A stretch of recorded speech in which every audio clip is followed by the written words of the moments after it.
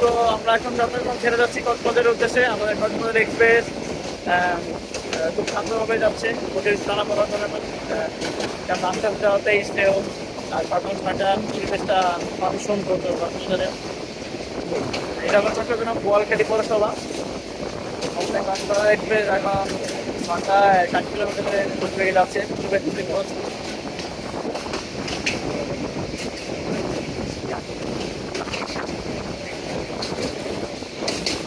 তো আপনাদের সাথে দেখা হবে কক্সবাজারে গিয়ে।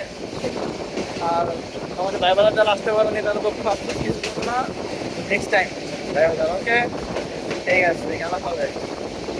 তোমার বিয়ে বাড়িগুলো ফলো করো।